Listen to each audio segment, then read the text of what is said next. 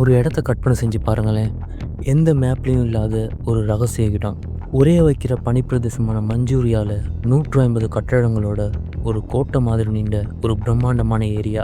Urban city மக்களுக்கு அது ஒரு மர்மமான இடம். அங்கே வேலை செஞ்ச வீரர்களுக்கு அது ஒரு சாதாரண ஆஃபீஸ். ஆனால் வெளியுலகத்துக்கு அந்த இடத்தோட பேர் தொற்றுநோய் தடுப்பு மற்றும் நீர் சுத்திகரிப்பு துறை. கேட்கவே எவ்வளவு நல்ல பேராக இருக்குல்ல. ஆனால் அந்த செவத்துக்குள்ளே தண்ணி ஒன்றும் சுத்திகரிக்கப்படலை. அங்கே விஷம் தயாராகிட்டு இருந்துச்சு.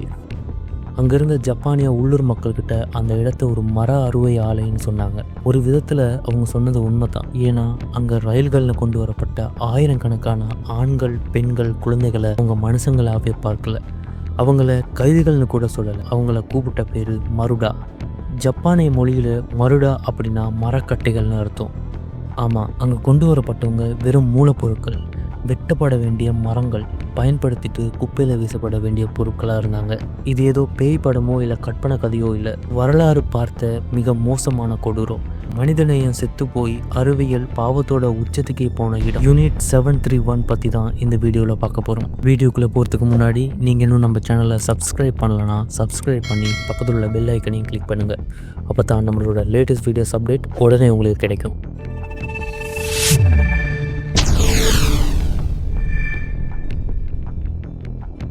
இரண்டாம் உலக மகா யுத்த காலத்தில் ஹிட்லர் பண்ண பல கொடூரமான விஷயங்களை நம்ம கேள்விப்பட்டிருப்போம். ஆனால் அதே நேரத்தில் ஈஸ்ட் ஏசியாவில் கரண்ட் வேலிக்கும் பெரிய செவத்துக்கும் பின்னாடி அதை விட மோசமான ஒரு நரகம் இயங்கிக்கிட்டு இருந்துச்சு. 1936 1945 வரைக்கும் ஜப்பானிய இராணுவம் ஒரு ரகசிய பயோ வெப்பன் யூனிட்டை ரன் பண்ணாங்க. ஜெனரல் ஜீரோ இசி அப்படிங்கிற ஒரு தனி மனுஷனோட கண்ட்ரோலில் இது இருந்துச்சு. இவங்க சாதாரண சோல்ஜர்ஸ் கிடையாது. ஜப்பானோட பெஸ்ட் டாக்டர்ஸ், ப்ரொஃபஸர் மற்றும் சயின்டிஸ்ட். இவங்களுக்கு கொடுக்கப்பட்ட வேலை ஒன்று தான், ஜப்பான் போர்க்களத்தில் ஜெயிக்கணும். அதுக்காக எவ்வளவு பெரிய அழிவு ஆயுதத்தையும் ரெடி பண்ணணும். ஆனால் ஒரு பயோ வெப்பனை ரெடி பண்ணணும்னா அதுக்கு டேட்டா வேணும். ஒரு மனுஷனை கொல்ல எவ்வளவு கிருமிகள் தேவை, குளிரில் மனுஷ உடல் எவ்வளவு நேரம் தாங்கும், இதையெல்லாம் தெரிஞ்சிக்க இசிக்கு விலங்குகள் மேலே நம்பிக்கை இல்லை. அவருக்கு தேவைப்பட்டது உண்மையான ரிசல்ட்ஸ். அடுத்த 10 நிமிஷத்தில் அந்த ரகசிய பக்கங்களை நாம் புரட்ட போகிறோம். அவங்க செஞ்ச ஏமாற்று வேலைகள், மனுஷங்க மேலே நடத்தப்பட்ட சோதனைகள், மனசை உழுக்க போகிற அந்த அதிர்ச்சியான உண்மைகளை இப்போ பார்க்கலாம். இந்த சிஸ்டத்தை புரிஞ்சுக்கணும்னா முதல்ல ஜீரோ இசியை பற்றி தெரிஞ்சுக்கணும். ரொம்ப புத்திசாலி ஆனால் கொஞ்சம் கூட இரக்கமே இல்லாத மைக்ரோ பயாலஜிஸ்ட் இவர். அப்போது உலக நாடுகள் எல்லோருமே பயோ வெப்பனை தடை பண்ணிட்டு இருந்தாங்க. ஆனால் இசி ஒரு வித்தியாசமான ஐடியா கொடுத்தாரு. உலகமே ஒரு விஷயத்தை தடை பண்ணுதுன்னா அது எவ்வளோ பவர்ஃபுல்லாக இருக்கும். அப்போது அது கண்டிப்பாக ஜப்பான்கிட்ட இருக்கணும்னு சொன்னார். இதை கேட்டு இவருக்கு கோடிக்கணக்கான பட்ஜெட் ஒதுக்கப்பட்டுச்சு. பிங்பான் அப்படிங்கிற இடத்துல ஒரு குட்டி சிட்டியே உருவாக்குனார். அங்கே ஸ்விம்மிங் பூல், சினிமா தியேட்டர்னு எல்லாம் இருந்துச்சு. வெளியுலகத்துக்கு இசி ஒரு ஹீரோ. தண்ணீரை சுத்திகரிக்கிற ஃபில்டரை கண்டுபிடிச்சிடணும் தான் எல்லாரும் நினச்சாங்க.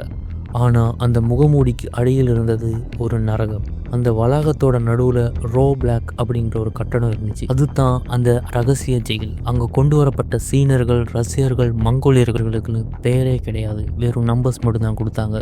அப்படி கொண்டு வரப்பட்டவங்கள யாராவது செத்துட்டா அவங்க ரிப்போர்ட்டில் என்ன எழுதுவாங்க தெரியுமா?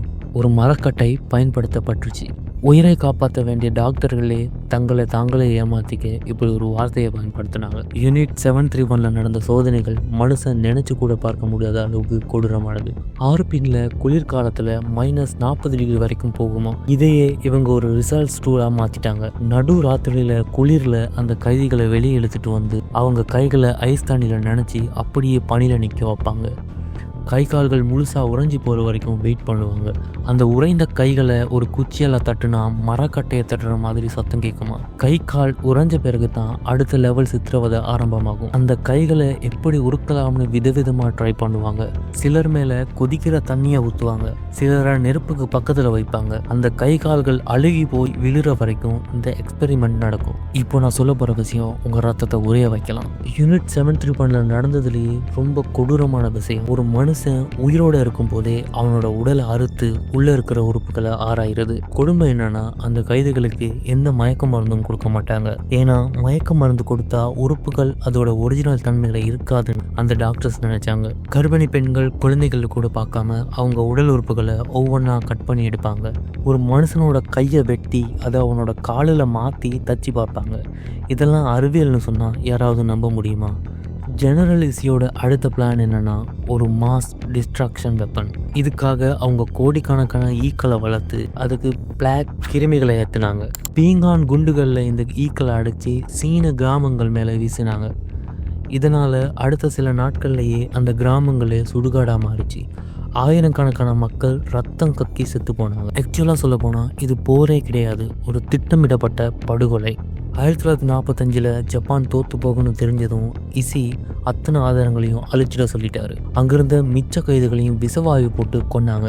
கட்டடங்களை வெடி வச்சு தகர்த்தாங்க. இசி ரகசியமாக ஜப்பானுக்கு தப்பிச்சு ஓடிட்டாரு. நீங்கள் நினைக்கலாம் இவ்வளவு பண்ண அவனுக்கு பெரிய தண்டனை கிடைச்சிருக்கணும்னு. ஆனால் அங்கே தான் ட்விஸ்டே இருக்குது. அமெரிக்காவுக்கு இசியோட இந்த ரிசர்ச் டேட்டா தேவைப்பட்டுச்சு. அதனால ஒரு ரகசிய டீல் போட்டாங்க.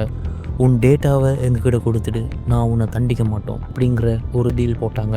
இவ்வளவு உயிரிழப்புக்கு காரணமான ஜீரோ இசி தனது 67வது வயசில் கேன்சரால் சாதாரணமாக செத்து போனான். அவனுக்கு எந்த தண்டனையும் கிடைக்கல. யூனிட் 731 வேலை பார்த்த பல டாக்டர்ஸ் பின்னாடி ஜப்பானோட பெரிய ஹாஸ்பிட்டல்ஸையும் கம்பெனிகளையும் பெரிய இடத்துக்கு போனாங்க.